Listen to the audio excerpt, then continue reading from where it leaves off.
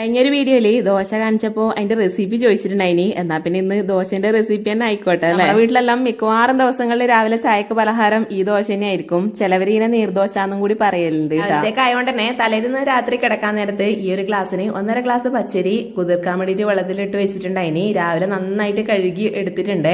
ഇനി നമുക്ക് ഈ ഒരു ജാറിലേക്ക് ഇട്ട് കൊടുക്കാം. ശരി, അരക്കുന്ന സമയത്ത് ചോറ് ചേർത്ത് കൊടുക്കുന്നവർക്ക് 2 ടേബിൾ സ്പൂൺ ചോറ് ചേർത്ത് കൊടുക്കാം കേട്ടാ.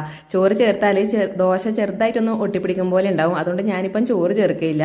പിന്നെ ഇതിലേക്ക് ഒരു 3-4 ചെറിയുള്ളിയും തേങ്ങ നമ്മൾ ആവശ്യത്തിന് കൂട്ടും കുറക്കും ചെയ്യുക.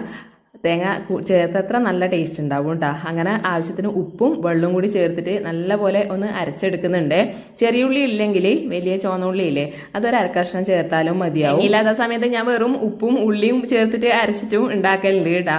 അങ്ങനെ ഇതാ ഈ ഒരു പാത്രത്തിലേക്ക് ഒഴിച്ചു കൊടുത്തിട്ടുണ്ട്. പിന്നെ ജാറിലേക്ക് കുറച്ച് വെള്ളം ഒഴിച്ചിട്ട് കുലുക്കിയിട്ട് അതും കൂടി ചേർത്ത് കൊടുക്കുന്നുണ്ട്. ഈ ഒരു പാകത്തിലാണ് കേട്ടോ മാവ് വേണ്ടത്. പിന്നെ അതാ ദോശക്കല്ല് അടുപ്പത്തേക്ക് വെച്ചുകൊടുക്കുന്നുണ്ട്. പിന്നെ ഒരു കുഞ്ഞു പാത്രത്തിലേക്ക് എണ്ണ ഒഴിച്ചിട്ട് നമുക്ക് ആ എണ്ണ ദോശക്കല്ലിലേക്കൊന്ന് തടയി കൊടുക്കാം. ദോശ ചുടുന്ന സമയത്ത് ഞാൻ കൂടുതലായിട്ടും വെളിച്ചെണ്ണയാണ് ഉപയോഗിക്കാറ്. അതാണ് കൂടുതൽ ടേസ്റ്റും. ഇനി നമുക്ക് ഒരു കയ്യിലേക്ക് മാവ് കോരിയിട്ട് ദോശക്കല്ല് ഇതുപോലെ ഒഴിച്ചിട്ടൊന്ന് പരത്തി കൊടുക്കാം. പിന്നെ പ്രത്യേകം ശ്രദ്ധിക്കണേ, മൂടി വെക്കാൻ വേണ്ടിയിട്ട് മറന്നുപോലെ മൂടി വെച്ചിട്ടില്ലെങ്കിൽ ദോശന്റെ മുകളിൽ ഒരു വെള്ള കളർ പോലെ ഉണ്ടാവും. പിന്നെ കുറച്ച് സമയം ഒന്ന് കഴിഞ്ഞാടും നമുക്കൊന്ന് തുറന്ന് മറിച്ചിട്ട് കൊടുക്കുന്നവർക്ക് മറിച്ചിട്ട് കൊടുക്കാം. ഞാൻ ഏതായാലും ഒന്ന് നിങ്ങളെ കാണിക്കാൻ വേണ്ടിയിട്ട് ഇതാ മറിച്ചിട്ട് കൊടുക്കുന്നുണ്ട്.